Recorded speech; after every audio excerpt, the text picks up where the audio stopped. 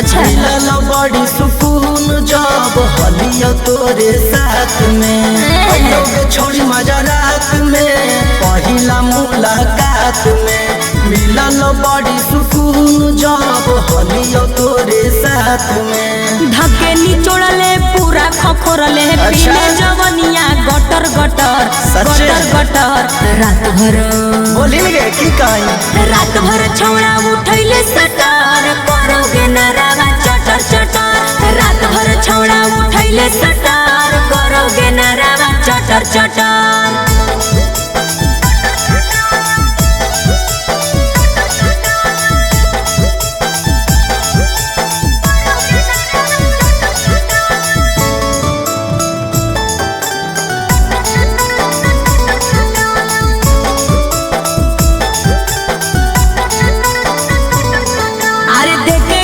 छौड़ा टेंशन तू बढ़ रे हड़बड़ में कर देले गड़बड़ रे बोल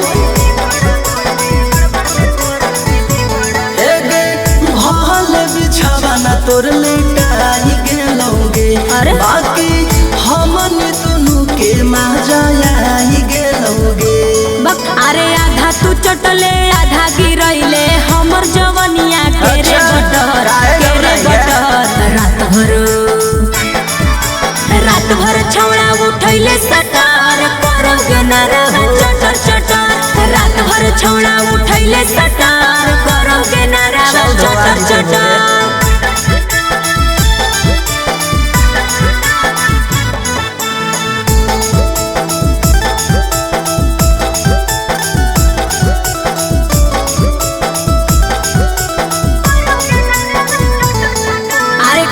रहलौ निशाना मान ले न सूरज कलियौ जे माना छौड़े हमरा से नाही सवार भेलौगे जैसा ही कोरा में दबैलियो पानी झर गेलौगे लागौरा के सवा सुन ले लहु बजौ पलंगिया पटर पटर पटर पटर रात भर शांत हो जो